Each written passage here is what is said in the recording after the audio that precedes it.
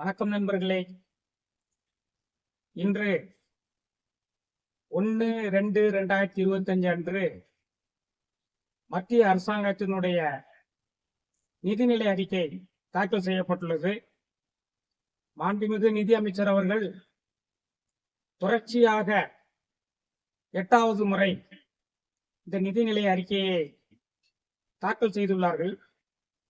இன்னும் பல ஆண்டுகள் அவர் தொடர்ச்சியாக இவர் நிதிநிலை அறிக்கையை தாக்கல் செய்வதற்கு இறையர்களும் குருவர்களும் துணை நிறுத்தும் என்பதில் எந்த விதமான சந்தேகமும் இல்லை. இந்த நிதிநிலை அறிக்கையினுடைய நன்மைகள் யார் யாருக்கெல்லாம் எப்படி விளையப் போகின்றன என்பதை பற்றி தான் சிந்திக்கப் போகிறோம். இயற்றலும் ஈட்டலும் காத்தலும் காத்த வகுத்தலும் வல்லது அரசு என்று தெய்வ புலவர் சொல்லியிருக்கிறார். அதற்கிணங்க நல்ல வகையான திட்டங்களை இயற்றுவதும் திட்டங்களை தீட்டிய வழியில் அவற்றை பொருளை ஈட்டுவதையும் ஈட்டிய பொருளை பாதுகாப்பான முறையில் செலவழிப்பதையும் உறுதி செய்யக்கூடிய விதமாக இந்த அரசு சிறப்பாக செயல்படுகிறது என்பதற்கு இந்த பட்ஜெட் ஒரு சான்றாக அமைகிறது. அதில் உள்ள நன்மைகள் எல்லாம் எவ்விதமாக விளைகின்றன என்பதை தெரிவிப்பதற்கு அந்த நிதித்துறையிலேயே 35 ஆண்டுகளுக்கு மேலாக அனுபவம் மிக்க இன்கம் டாக்ஸ் பிராக்டிஷனராகவும் ஜிஎஸ்டி பிராக்டிஷனராகவும் இந்த பொருளாதாரத்துறையில் அனைவருக்குமே ஆலோசனை வழங்கி வரக்கூடிய நம்மளுடைய நண்பர் KS கம்பெனியினுடைய இயக்குனர் திரு சுப்பிரமணியம் அவர்கள் இது சம்பந்தமாக கருத்துரைகள் வழங்குவதற்காக உங்களிடம் வந்திருக்கிறார். இனி சுப்பிரமணியம் அவர்கள் இந்த பட்ஜெட்டினுடைய சிறப்பம்சங்கள் குறித்து உங்களிடம் விரிவாக எடுத்துரைப்பார்கள் என்பதை தெரிவித்துக் கொள்கிறேன். சொல்லுங்க சார். எல்லாருக்கும் வணக்கம். நேற்று 1/2/2025 நம்ம நிர்மலா சீதாராமன் அவர்கள் பட்ஜெட் தாக்கல் செய்தாங்க. அது சிறப்பான பட்ஜெட்டாக இருந்தது. எல்லா ட்ரேட் யூனியனும் எல்லா இண்டஸ்ட்ரீஸும் அந்த பட்ஜெட்டை ரொம்ப வரவேற்றாங்க. மிடில் கிளாஸ் பீப்புள் ரொம்ப ஆர்வத்தோட இந்த பட்ஜெட்டை கொண்டாடினாங்க. சரிங்களா? இந்த பட்ஜெட்ல நிறைய சலுகைகளும் திட்டங்களும் பயன்படக்கூடியது இருக்கிறது. மிடில் கிளாஸுக்கு 12 லட்சம் வரையும் வரி இல்லை அப்படிங்கிற ஒரே ஒரு பகுதி மட்டும் சிக்ஸர் அடிச்சுட்டாங்க. கடைசியில பட்ஜெட்டோடைய நிறைவுல அவங்க 12 லட்சம் வரையும் டாக்ஸ் எக்ஸம்ஷன் அப்படின்னு சொல்லியிருந்தாங்க. அதை தவிர நிறைய 4 அடிச்சிருக்காங்க. உள்ள 1 மணி நேரமும் 14 நிமிஷமும் அவங்க பட்ஜெட் வரையில நிறைய செக்டார்களுக்கு சலுகை காட்டியிருக்காங்க. 1 by 1 இப்ப நான் சொல்றேன். அவங்க ஒரு குரலை எடுத்து சொல்லிட்டு தான் ஆரம்பிச்சாங்க. ஒரு குரலும் தெலுங்குல ஒரு கவிதையும் சொன்னாங்க. தெலுங்கு கவிதையை நான் சொல்றேன். அந்த குரல் என்னங்கிறத மிச்சர் ஆணைப்பன் சார் சொல்லுவாங்க. தெலுங்கு கவிதை என்னன்னு கேட்டீங்கன்னா, தேசம் என்பது மண் அல்ல மக்கள் என்னும் தெலுங்கு கவிதையை பட்ஜெட்டுடைய உரையில ஆரம்பிச்சாங்க. அது மாதிரி தமிழ்ல திருவள்ளுவருடைய கவிதையை பொருத்தமான ஒரு குரலை சொன்னாங்க. வான் நோக்கி வாழும் உலகெல்லாம் மன்னவன் கோல் நோக்கி வாழும் குடி. அதான் அந்த குரல். உலகத்தில் உள்ள உயிர்கள் அனைத்துமே மழை நீருக்காக வேண்டி வானத்தை பார்த்து கொண்டிருக்கின்றன. ஆனால் மக்கள் என்ன செய்கிறார்கள்? நல்லாட்சிக்காக மக்களுடைய செங்கோலை எதிர்பார்த்திருக்கிறார்கள். மக்கள் செங்கோலை எதிர்பார்த்திருப்பது மக்களுடைய எதிர்பார்ப்பினை பூர்த்தி செய்யும் விதமாக கீழ் மக்களிலிருந்து நடுத்தர மக்களிலிருந்து மேல்தட்டு மக்களிலிருந்து அனைவருடைய எதிர்பார்ப்பையும் பூர்த்தி செய்யும் விதமாக ஒரு செங்கோல் ஆட்சி அமைய வேண்டும் என்பதை உணர்த்தி இந்த பட்ஜெட்டை வாசித்தார்கள். வான் நோக்கி வாழும் உலகெல்லாம் மன்னவன் கோல் நோக்கி வாழும் குடி என்பதுதான் அதனுடைய சாராம்சம். சொல்லுங்க சார். அடுத்த 5 வருஷம் நம்மளுடைய நாம இந்தியாவுக்கு தான் நம்மளுடைய வளர்ச்சிக்கு தான பட்ஜெட்டா இந்த பட்ஜெட் இருக்கும். இந்த பட்ஜெட்டை நெடுங்காலம் மக்கள் இவ்வளவு நாள் கடந்த இண்டிபெண்டன்ஸ் டேல இருந்து நிறைய பட்ஜெட் போட்டிருக்காங்க. அந்த பட்ஜெட்டோட இது ஒரு சிறப்பான பட்ஜெட்டாகவும் வளர்ச்சிக்கு உதவும் பட்ஜெட்டாகவும் அமையுங்கிறது நிச்சயமான உண்மை.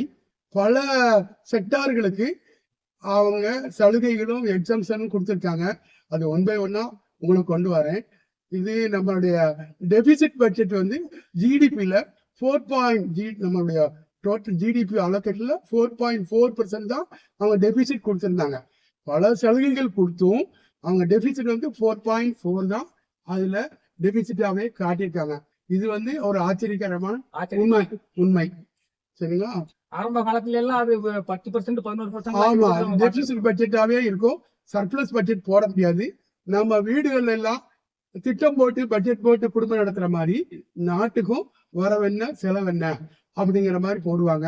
அந்த வரவு செலவு கணக்கு தான் பட்ஜெட்டுங்கிறது. இது அடுத்த வருஷம் வரக்கூடிய ஆண்டு 25-26க்கு ஃபண்ட் அலோகேட் பண்றது எப்படி அப்படிங்கிறத முடிவு பண்ணி ஒரு ஃபைனான்ஸ் பில்லு நேற்று பார்லிமெண்ட்ல சப்மிட் பண்ணியிருக்காங்க. ஃபைனான்ஸ் பில்லா தான் இருக்கு. இது சட்டமாவதுக்கு அடுத்த ஒரு 3 மாசத்துல பார்லிமெண்டோட அத்தனை எம்பிக்களும் ஓட்டு போட்டு தேர்ந்தெடுத்து தான் சட்டமா மாறும். சட்டமா மாறின பிறகுதான் அது இம்ப்ளிமெண்ட் ஆகும். அதனால இப்ப போட்ட பட்ஜெட் ஆகுது அடுத்த வருஷம் 1/4/2026க்கு அப்புறம் தான் இது இம்ப்ளிமெண்ட் நம்ம இன்கம் டேக்ஸ் ஃபைல் பண்றவங்களுக்கு பிரயோஜனமாக இருக்கும். இந்த வருஷமே எதிர்பார்க்க கூடாது. இது பழைய பட்ஜெட்டுடைய பழைய சட்டங்கள் தான். அசஸ்மெண்ட் இயர் 24-25 உண்டானதுதான் நம்ம யூஸ் பண்ணணும். இது 25-26க்கு உண்டானது. அது அந்த புது 12 லட்சம் வந்தாலும் அடுத்த வருஷத்துக்கு நம்ம யூஸ் பண்ணணும். 12 லட்சம் வருமான வரி விலக்குங்கிறது அடுத்த வருஷம் நம்ம இன்கம் டாக்ஸ் ஆட் பண்ணும்போது நடைமுறைக்கு வரும் சரிங்களா. இதுல அவங்க பல செக்டார்களுக்கு சலுகைகள் சொல்லி விட்டுருக்காங்க. அவங்க வந்து ஒரு 6 அஜெண்டா சொல்லியிருக்காங்க. Agri, MSME, education, medical, development, development, tax reform, இந்த 6 இந்த செக்டாரை அவங்க ஒரு குறிக்கோளா எடுத்து பட்ஜெட்டை ப்ரிப்பேர் பண்ணிருக்காங்க. ஒவ்வொரு இன்ஜினா சொல்லிட்டு வந்தாங்க. இதுல நமக்கு ஒவ்வொரு செக்டாரும் பட்ஜெட்ல நல்ல சலுகைகள் கிடைச்சிருக்கு. இதுல மேஜரான பட்ஜெட்டோட ஹைலைட்ஸ் என்னன்னு கேட்டீங்கன்னா, அக்ரிகல்ச்சர் டிபார்ட்மெண்ட்ல அக்ரிகல்ச்சர் ஆக்டிவிட்டிஸ்ல கிசான் கிரெடிட் கார்டு லிமிட் வந்து 3 லட்சத்துல இருந்து 5 லட்சம் வரைக்கும் கொடுத்துருக்காங்க. விவசாயிகளுக்கு கிசான் கிரெடிட் கார்டு கொடுத்துருக்காங்க. அந்த கிரெடிட் கார்டு வந்து இதுவரையும் 3 லட்சமா இருந்தது, இப்ப 5 லட்சமா இருக்காங்க. உதான் ஸ்கீம்னு ஒன்று இருக்குது. அந்த உதான் ஸ்கீம் வந்து அந்த 120 ஸ்டேட்ஸ்ல சென்டர்ல பெரிய சிட்டியில ஏர்லைன் கொண்டு வர்ற மாதிரி பிளான் பண்ணிருப்பாங்க. இது ஏர்ஃபோர்ஸ் புதுசா 100 சிட்டில 120 சிட்டி கொண்டு வராங்க. டெஸ்டினேஷன் கொண்டு வராங்க. விமான சேவையை அனைவரும் பயன்படுத்தணும் கொண்டு வராங்க. இன்னொன்னு போஸ்ட் ஆபீஸ்லயும் அவங்க வந்து லாஜிஸ்டிக் முறையில டிரான்ஸ்போர்டேஷன் கொண்டு வராங்க. இது ஒரு புது விதமான ஒரு வரவேற்கத்தக்க ஒரு தபால் அலுவலகங்களுடைய செயல்பாடுகளையும் ஊக்குவிக்கிறதுக்காகவும் முன்னேற்றுவதற்காகவும் அதனுடைய தபால் தந்தி துறை வந்து இப்ப இந்த தொலைத்தொடர்பு வசதியினால வந்து இப்ப கடிதம் எல்லாம் போடல, அதுக்கு மாற்று வழியா அந்த தபால் தந்தி துறையை முன்னேற்றது எப்படிங்கறத சிந்திக்கிறாங்க. அது இனி வருங்காலத்துல அது கிராமத்தில் உள்ள தபால் துறை அலுவலகம் அவ்வளவுமே லாஜிக் சென்டர் மாதிரியே அது வரப்போகிறது. அதுல அந்த திட்டம் அருமையான திட்டம். அதே மாதிரி இன்சூரன்ஸ் செக்டார்ல இவ்வளவு நாளும் ஃபாரின் எஃப்டிஐன்னு சொல்லுவாங்க, ஃபாரின் டைரக்ட் இன்வெஸ்ட்மெண்ட் வந்து 74% இருந்தது. இப்ப 100% வரையும் கொண்டு வரலாம் அப்படின்னு இன்சூரன்ஸ் செக்டார்ல வெளிநாட்டுக்காரங்க இன்வெஸ்ட் பண்ணி அந்த செக்டாரை டெவலப் பண்ணலாம். நீங்க ஏற்கனவே சொன்ன மாதிரி வருங்காலத்துல வந்து இந்த இன்சூரன்ஸ் துறை நன்றாக வலுவாக செயல்படும் சொல்லி நம்மளுடைய போன பதிவிலே நீங்க சொல்லி வலுவூட்டு விதமாக தான் இப்ப 100% ஆக்கியிருக்காங்க. தவிர இன்னொன்னு மெடிக்கல் இன்சூரன்ஸ், மெடிக்கல் டூரிசம்னு ஒண்ணு இருக்குது. அந்த கான்செப்ட் அவங்க தீவிரமா பாக்குறாங்க. மெடிக்கல் டூரிசம் அத டூரிசம் செக்டாருக்கும் நிறைய அலோகேட் பண்ணிருக்காங்க. மெடிக்கல் டூரிசம் அவங்க வந்து டெவலப் பண்ணி கொண்டு வராங்க. இந்த பட்ஜெட்ல அலோகேஷன் அதிகமா இருக்கு அவங்களுக்கு. அது மாதிரி ஒரு 36 லைஃப் சேவிங் ட்ரக்ஸ் பார்த்தீங்களா, அதுக்கெல்லாம் கலால் வரியில இருந்து எக்ஸம்ஷன் கொடுத்தாங்க. இனிமேல் வந்து முக்கியமான மருந்துகளுடைய விலையெல்லாம் குறையறதுக்கு வாய்ப்பு இருக்கிறது. ஆமா ஆமா ஆமா, அதான் முக்கியமா நம்ம மக்களுக்கு தெளிவா தெரிய வேண்டும். முக்கியமான மருந்துகளுடைய விலையெல்லாம் குறைய வாய்ப்பு இருக்குங்க. வாய்ப்பு இருக்கு. அதான் ஆமா ஆமா சரிங்களா. இதுல உதான் ஸ்கீம் ஏற்கனவே சொன்ன மெடிக்கல் சொன்னதான் ஞாபகம் வருது. மெடிக்கல் சீட்டுகளையும் மெடிக்கல் சீட்டுகளையும் இன்க்ரீஸ் பண்ணிருக்காங்க. 10,000 சீட்டு கூட்டி இருக்கிறாங்க. இதுல படிக்கக்கூடியவங்க அடுத்த 5 வருஷத்துல 75,000 பேர் வர்ற மாதிரியும், வருஷத்துக்கு 10,000 ஸ்டூடெண்ட்ஸ் அதுல ஆக்டிவா பார்ட்டிசிபேட் பண்ற மாதிரி கொண்டு வந்து அதே மாதிரி புற்றுநோய் சிகிச்சைக்காக வேண்டி 100 டிஸ்ட்ரிக்ட செலக்ட் பண்ணி அங்க ஆஸ்பத்திரி போடுறோம்னு சொல்லியிருக்காங்க. புற்றுநோய் எல்லா சிட்டிலையும் நம்மளுடைய ஸ்டேட்டோடைய சென்டர்ல இது புற்றுநோய்க்கான ஒரு ஹாஸ்பிட்டலைசேஷன் கொண்டு வந்து அதுக்கு அலோகேஷன் அதிகமா கொண்டு வந்திருக்காங்க. சரிங்களா, புற்றுநோய் கொண்டு வந்திருக்காங்க. அடுத்தடி இந்த ஏர்போர்ட்ஸ்ல வந்து மாடர்னைஸ் பண்ணி எல்லா சிட்டிலையும் கனெக்டிவிட்டியும் road transport, port transport as well as airport இதெல்லாம் அவங்க இன்ஃப்ராஸ்ட்ரக்சர் தான் டெவலப்மெண்ட்டுக்கு அதிகமான அலோகேஷன் பண்ணியிருக்கிறாங்க. ஏர்போர்ட் கனெக்டிவிட்டி ஸ்கீம்ல சாலைகள் அமைப்பதற்கும் அந்த ஏர்போர்ட் விரைவாக சென்றடையக்கூடிய திட்டங்கள் அனைத்துமே இந்த பட்ஜெட்ல இருக்குது. ஏர்போர்ட் யூசர்ஸுடைய எண்ணிக்கையை கூட்டணும்னு என்ன அர்த்தம்? எல்லாரையுமே உயர்த்துறாங்கன்னு தான் அர்த்தம். கண்டிப்பாக ஏர்போர்ட் ஃபெசிலிட்டிஸ் எல்லாரும் சாமானியம் யூஸ் பண்ற அளவுக்கு வந்துட்டானா நாடு வளர்ச்சி அடைஞ்சிட்டு அர்த்தம். ஒரு காலத்துல வந்து செல்போன் வந்து இந்த அளவுக்கு இருந்ததா? இப்ப செல்போன் வந்து எல்லார் கையில இருக்குது. அதே மாதிரி விமான சேவையும் பரவலாக்கணும்னு சொல்லி நம்ம கவர்மெண்ட் விரும்புது, வேற ஒண்ணும் கிடையாது. கரெக்டா சொன்னீங்க. இன்ஃப்ராஸ்ட்ரக்சர்ங்கிறது டெவலப்மெண்ட்ல மேஜர் குரோத் வந்து ரோட் செக்டாருக்கும், ஹைவேஸுக்கும், போர்ட்டுக்கும், அர்பன் இன்ஃப்ராஸ்ட்ரக்சருக்கு பட்ஜெட்ல அலோகேஷன் அதிகமா கொடுத்துருக்காங்க. ஸ்மார்ட் சிட்டியில சக்சஸ்ஃபுல்லா வந்திருக்கு. அதுக்கும் மெட்ரோ சிட்டிக்கும் ரூரல் கனெக்டிவிட்டியை அதிகமாக்குறதுக்கு PPP மெத்தட்ல பப்ளிக் பிரைவேட் பார்ட்னர்ஷிப் மெத்தட்ல இன்ஃப்ராஸ்ட்ரக்சர் குரோத்தை அதிகரிக்கிறதுக்கு வழிமுறைகள் பிரைவேட் பார்ட்னர்ஷிப்ங்கிற நடைமுறையை கொண்டு வராங்க. அக்ரிகல்ச்சர்ல பீகாருக்கு அதிகமான அமௌண்ட் ஒதுக்குனதாக எல்லாரும் எதிர்கட்சிகள்லாம் புலம்புறாங்க. இது நேச்சர் தான். ஒரு கவர்மெண்ட் அந்த நம்ம தமிழ்நாடு வந்து நல்ல டெவலப்டு சிட்டியா இருக்கு. மகாராஷ்டிரா, கர்நாடகா, தமிழ்நாடு வந்து நம்மளுடைய குரோத் வந்து நல்லா இருக்கு கம்பேர் டு பீகார். அதனால பீகார் வந்து முதல் மாநிலம் சொல்லிட்டே இருக்குமே, கடைசி ரேங்க்ல வாங்குறவங்களுக்கு தானே டியூஷன் தேவை. அதே மாதிரி அம்மா வந்து சவளப்பிள்ளைக்கும் படிக்காத பிள்ளைக்கும் தான் அதிகமான கவனம் செலுத்துவாங்க. 4 பிள்ளைகள் 5 பிள்ளைகள் இருந்தனால் கவனம் செலுத்துறது யாருக்குன்னா நல்லா படிக்கிற பிள்ளைங்களை விட்டுட்டு யார் படிக்காத பிள்ளை அவனுக்கு தான் கவனிச்சுப்பாங்க. பீகாரும் உத்தரப்பிரதேசம் நம்ம அந்த நார்த் ஈஸ்ட் ஸ்டேட்ஸ்களுக்கும் அதிகமான கவனம் செலுத்த வேண்டியது இந்தியன் கவர்மெண்டோடைய கடமை. அதனாலதான் அந்த பிஎம் வந்து தன்யா கிருஷ் யோஜனாங்கிற ஒரு மேஜர் ஸ்கீமை உண்டு பண்ணி அக்ரிகல்ச்சர் செக்டர்ல ஒரு சிறப்பா கொண்டு வராங்க. இந்த பருப்பு உற்பத்தி பார்த்தீங்களா, அதுக்கு தன்னிறைவு அடைகிற அளவுக்கு அங்க அலோகேட் பண்றாங்க. தாமரை ஸ்கீம் கொண்டு வந்து அங்க பீகார்ல கொண்டு வராங்க. அடுத்த மாசம் சார் 90 மார்க் வாங்குறவன 100 மார்க் வாங்க வைக்கிறத விட 20 மார்க் வாங்குறவன 35 மார்க் வாங்கி வைக்கணும் இல்லையா? அதை செய்யறதுக்காக நம்ம எல்லாமே இந்தியாவுடைய வளர்ச்சிக்கு தானே எடுத்துக்கொள்ள வேண்டும். ஆமா, அந்த டெவலப்மெண்ட் வந்துகிட்டு இருக்குது. ரெண்டாவது ஒரு பெரிய மேஜரா இந்த ஸ்ட்ரீட் வெண்டார்ஸ் இருக்காங்க. Street vendors, online urban workers, அந்த ஸ்விக்கி, சுமுட்டோ இவங்களெல்லாம் அவரு மோடியும் எப்பவும் கவனிக்கிறாங்க. அந்த ஸ்ட்ரீட் வெண்டார்ஸுக்கு அந்த நம்ம சுசுகில வராங்க, ஸ்விக்கி சுமோட்டோல அவங்களுக்கு இன்சூரன்ஸ் கொடுக்குறாங்க. அவங்களுக்கு ஒரு கிரெடிட் கார்டு மாதிரி கொடுக்குறாங்க. இன்சூரன்ஸ் கொடுக்க அவங்க ஃபேமிலிக்கும் கொடுக்க போறாங்க, அவங்களுக்கும் கொடுக்க போறாங்க. நீங்க ஆதார லிங்க் பண்ணி ஈஸ்ராம் போர்ட்டல்ல ரிஜிஸ்டர் பண்ணினால் அவங்களுக்கு யூபிஐ லிங்க் மூலமா இது பண்ணினால் அவங்களுக்கு இன்சூரன்ஸும் கிடைக்கும். ஒரு credit card, UPI linked credit card 30,000 வரையும் அவங்க யூஸ் பண்ணிக்கலாம். ஸ்ட்ரீட் வெண்டர்ஸ்னுடைய பாதுகாப்பு உறுதிப்படுத்தப்பட்டு எழுதிக்கலாம்.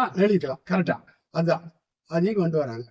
எல்லாரையும் கவனிக்கிறாங்க. உதாரணம், சிறு வியாபாரிகள், திருவிழா வியாபாரம் செய்யறவங்கலாம் கவனிக்கப்பட்டிருக்கிறார்கள். அதனாலதான் வந்து வான்நோக்கி வாடும் உலகம்ங்கிற அந்த பொருளை அவங்க சொல்லி இருக்கிறாங்க.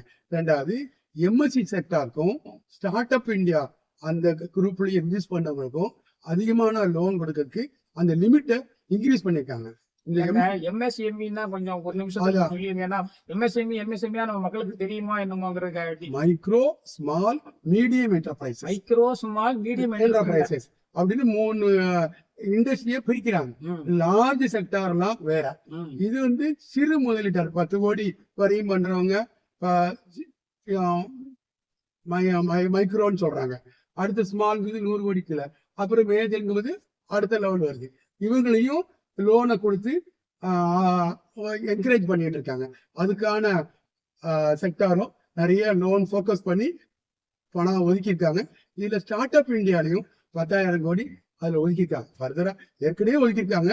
எகைன் 10,000 கோடி ஸ்டார்ட் அப் இந்தியால ரிஜிஸ்டர் பண்ணவங்களுக்கு கொண்டிருக்காங்க. அதாவது சிறு முதலீட்டாளர்கள்னா அது இந்தியா முழுவதும் உள்ள சிறு முதலீட்டாளர்கள் தானே. ஆமா ஆமா இல்ல ஆமா இந்த என் மாநிலத்துக்கு ஓ மாநிலத்துக்கும் சொல்ல வேண்டியது சொல்ல இல்லை. வேண்டியது இல்ல. Correct correct. சிறு வியாபாரிகள் தெரு வியாபாரிகள் எல்லாரும் கவனிக்கப்பட்டிருக்காங்க. ஆமா சிறு முதலீட்டாளர்கள் கவனிக்கப்பட்டிருக்காங்கன்னா ஆல் த ஸ்டேட்ஸ் ஆஃப் இந்தியாவில் உள்ள எல்லாத்துக்கும் தான் அது பொருத்தமானது அப்படிங்கிறது நம்ம எடுத்துக்கொள்ள வேண்டும். இந்த ஆமா மத்திய பட்ஜெட்ல பார்க்கும் பொழுது நம்ம நம்ம மாநில பட்ஜெட் மாதிரி ஏன் மாவட்டத்துக்கு ஓ மாவட்டத்துக்கு எல்லாம் சொல்ல முடியாது இல்லையா. அதை நம்ம உணரணும். இது நம்ம அனைத்து மாநிலங்களும் உள்ளடக்கிய ஒரு கவர்மெண்ட்டுக்குரிய பட்ஜெட். இதுல போடக்கூடிய அனைத்து மாநிலங்களுக்கும் தான் செல்லுபடியாகும். கண்டிப்பாக. ஆமா. அந்த டிஜிட்டல்லையும் ஏஐ இன்வெஸ்ட்மெண்ட்டையும் அவங்க இன்க்ரீஸ் பண்ணிருக்காங்க. அலோகேஷன் அதுக்கான அலோகேஷன் கூட்டியிருக்கிறாங்க. ஏஐ ஸ்கூல் லெவல்ல கொண்டு வரணும்னு ஒரு பிளான் இருக்கு. ஸ்கூல் லெவல்லயே இப்போ காலேஜ் லெவல்லையும் பெரிய பிஹெச்டி லெவல்லையும் தான் அவங்க பண்ணிட்டு இருக்காங்க. இது ஸ்கூல் லெவல்ல ஏஐயும் கொண்டு வராங்க. போஸ்ட் ஆபீஸ் பஞ்சாயத்து ஆபீஸ்ல எல்லாம் ஃப்ரீ பிராட்பேண்ட் சர்வீஸும் உள்ள கொண்டு வராங்க. எல்லா ஸ்கூலுக்குமே பிராட்பேண்ட் கொண்டு வராங்க. நெட் கனெக்ஷன் கொண்டு வராங்க. இது நம்மளுடைய எஜுகேஷன் செக்டாரை அடுத்த லெவலுக்கு கொண்டு போறாங்க. நம்ம வளர்ந்த நாடா மாறிக்கிட்டு இருக்கோம். அமெரிக்கா சைனா அதுக்கு அடுத்து பார்த்தா இந்தியா தான் வளர்ந்த நாடுகள்ல வேகமா இருக்கு. அடுத்த 10 வருஷத்துல ட்ரெமெண்டஸ் growth நம்ம இந்தியாவுக்கு இருக்கும். பள்ளிக்கூடங்கள்லயே தொழில்துறையை ஊக்குவிக்கிற மாதிரி அவங்களுக்கு அந்த பயிற்சியை வாங்குற மாதிரி அட்டல் டிங்கரிங் லேபுன்னு ஏதோ ஒண்ணு கொண்டு வராங்கன்னு சொல்லிட்டு இருக்காங்க. ஆமா.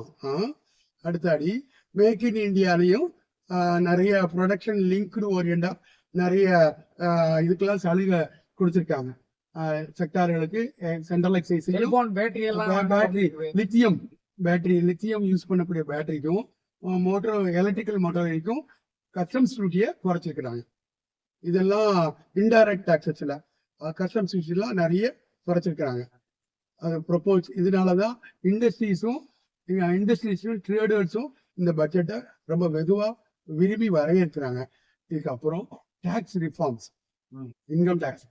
மாத சம்பளம் வாங்கிக்கிட்டு பட்ஜெட்டுக்குள்ள குடும்பம் நடத்துறவங்களுக்கு மனமகிழ்ச்சி தர்ற மாதிரி ஒரு விஷயத்த படார்னு 7 லட்சம் வரைக்கும் இல்லைங்கிறத 10 லட்சம் வரைக்கும் கூட எதிர்பார்த்திருக்காங்க. அதையும் தாண்டி 12 லட்சம்னு சொல்லிட்டாங்கல்ல. இது யாரும் எதிர்பார்க்கல.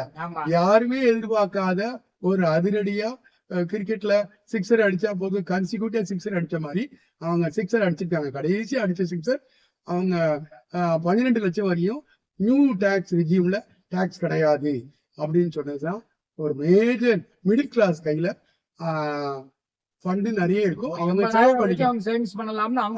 12 லட்சத்துல டாக்ஸ் 80,000 வரும். அந்த 80,000 அவங்க கையில எப்படினாலும் செலவு பண்ணிக்கலாம். இது எதனால இதனால கவர்மெண்ட்டுக்கு அஃபெக்ட் ஆறது 1 லட்சம் கோடி அஃபெக்ட் ஆகுது. அவங்களுடைய பட்ஜெட்ல இந்த 12 லட்சம் வரைக்கும் டாக்ஸ் இல்லைன்னு சொன்னதுக்கு 1 லட்சம் கோடி அவங்களுடைய பட்ஜெட்ல வெளியில போகுது. இந்த செலவு ரீட் அவுட் பண்றதுக்கு அவங்க ஜிஎஸ்டில இருந்து எடுத்துக்கலாம் அப்படிங்கிற எண்ணத்துல அவங்க இந்த சலுகையை மக்களுக்கு கொடுக்குறாங்க. இன்னொரு கருத்து இருக்குது இதுல. மோடி கவர்மெண்ட் ஆரம்பத்திலேயே வரும்போது பீகார்ல குஜராத்லயும் பீகார்லயும் சில சார்ட்டர்ட் அக்கௌண்ட்ஸ் எல்லாம் மோடி கவர்மெண்ட்டுக்கு ஒரு ப்ரொபோசல் கொடுத்துருந்தாங்க. இது இன்கம் டாக்ஸே பேன் பண்ணணும், இன்கம் டாக்ஸே வேண்டாம், எக்ஸ்பெண்டிச்சர் டாக்ஸ் அப்படின்னு ஒரு ஆங்கிள் திங்க் பண்ணுவோம்.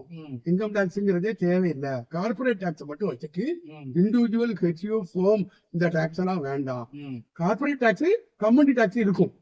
அந்த இண்டிவிஜுவல் ஹெச்யூ அந்த சொசைட்டி ஃபோம் இதெல்லாம் இன்கம் டாக்ஸ் இல்லாம அவங்க என்னெல்லாம் எக்ஸ்பென்சஸ் பண்றாங்களோ அதுக்கு டாக்ஸ், அது இன்டைரக்ட் டாக்ஸா வரும். அது ஜிஎஸ்டி முறையில வந்துடும். இப்போ இதுவுமே 12 லட்சம் வரைக்கும் ஆக்குனதுனால கையில அவங்க சர்ப்ளஸ் இருக்கும். அந்த சர்ப்ளஸ் அவங்க வீட்டுல வச்சுக்க மாட்டாங்க. ஏதோ ஒரு ஃப்ரிட்ஜ் வாங்குவாங்க, ஒரு கம்ப்யூட்டர் வாங்குவாங்க, இல்ல ஆபீஸா செலவு பண்ணுவாங்க, ஹோட்டலுக்கு போவாங்க.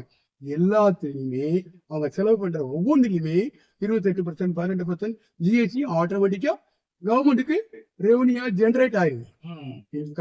ஜிஎஸ்டி 7 வருஷம் ஆச்சு.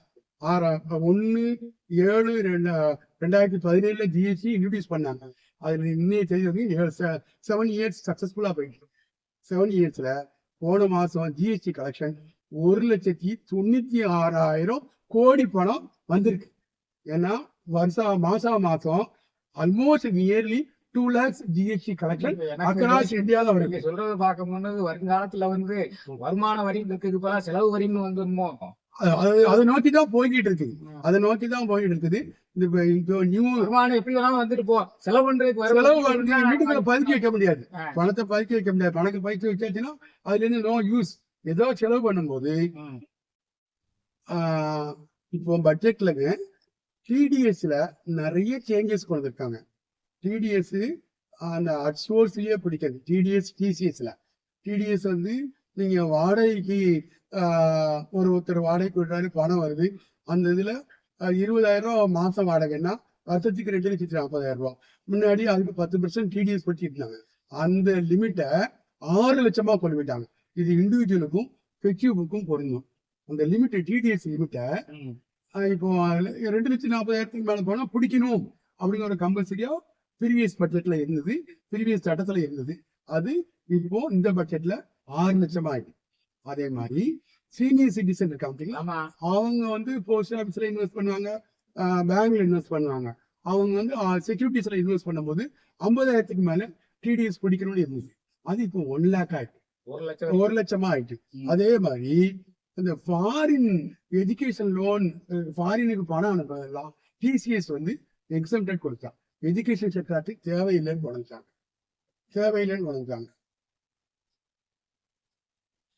இன்கம் டாக்ஸ்ல இன்னும் கொஞ்சம் தெளிவா சொல்லுங்களேன். இப்ப பழையபடி 12 லட்சம் வரைக்கும் இல்லையான்னு சொல்லிட்டு இருக்காங்க. 4 to 8 லட்சம் வரைக்கும் வாங்குறவங்களுக்கு 5% ஒரு கேபிலேஷன் வேற போட்டிருந்தாங்க. 4 லட்சத்துல இருந்து 8 லட்சம் வரைக்கும் உள்ளவங்க ஸ்லாப் 12 லட்சம் வரையும் டாக்ஸ் இல்லைன்னு பண்ணிட்டாங்க. அது எப்படின்னு கேட்டீங்கன்னா, முன்னாடி 3 லட்சத்துல இருந்து 7 லட்சம் வரையும் 5% வரி, 7 லட்சத்துல இருந்து 10 வரையும் 10% வரையும் முன்னாடி பழைய ரேட்ல நியூ ரிஜியம்ல இருந்தது.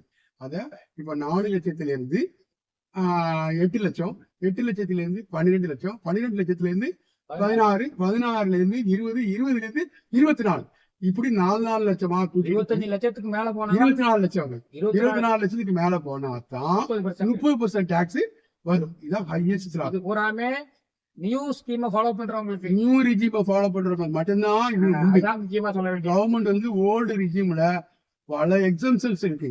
Housing loan interest, housing loan principal, PPF, LIC, இந்த மாதிரிலாம் கழிச்சது போக வரக்கூடிய அமௌண்ட்டுக்கு ஓல்டு ரிஜிம்ல 5%, 10%, 5%, 10%, 20%, 30% டாக்ஸ் லாப் இருந்தது.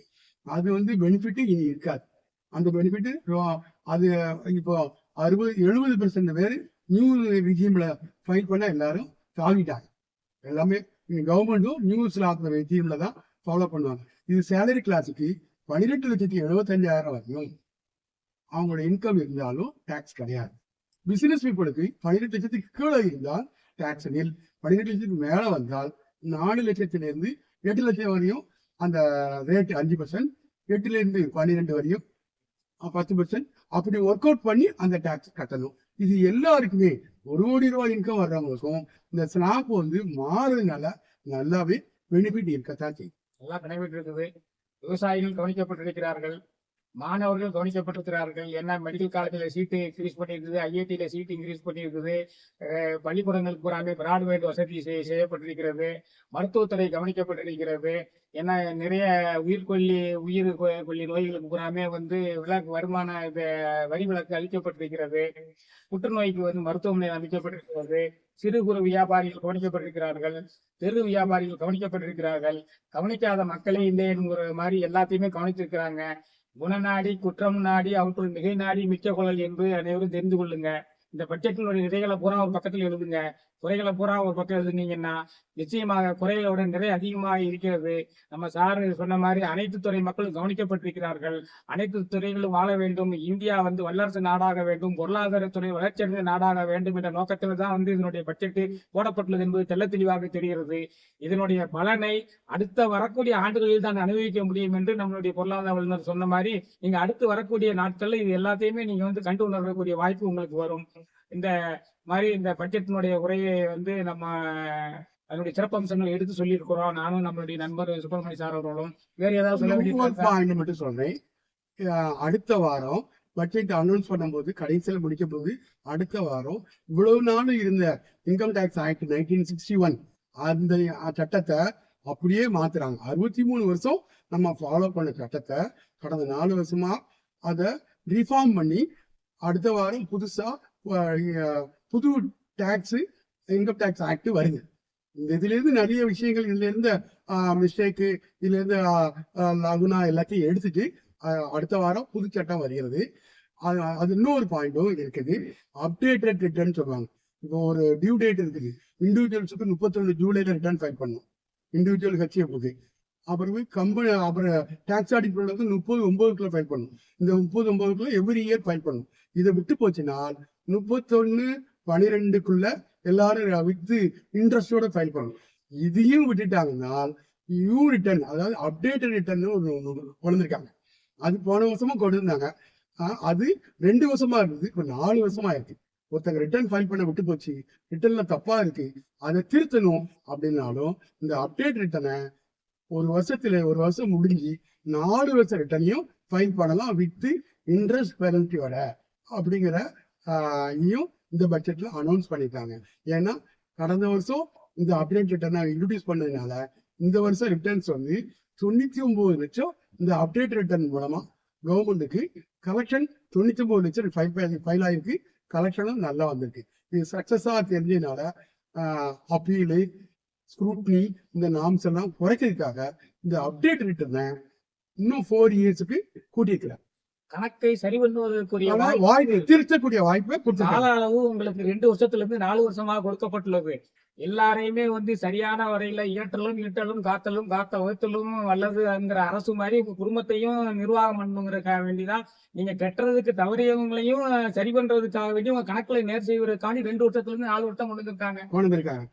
ஒரு பாயிண்ட் சொல்லிருக்கேன், இந்த 12 லட்சம் வரையும் வரி இல்லைங்கிறதுனால சேலரி கிளாஸ்க்கு 60% பேர் வந்து இன்கம் டேக்ஸ் கட்டாம போயிடுவாங்க. இன்கம் டேக்ஸ் இல்லாம போகும், ஆனா ரிட்டர்ன் ஃபைல் பண்ணணும். 4 லட்சத்துக்கு மேல சேலரி வந்ததுனால் அவங்க ரிட்டர்ன் ஃபைல் பண்ண வேண்டியது கட்டாயம், ஆனா டாக்ஸ் கட்ட வேண்டியது இல்ல. அதனால 60% சேலரி கிளாஸ் பீப்புள் நான் டாக்ஸ் பேயரா வருவாங்க.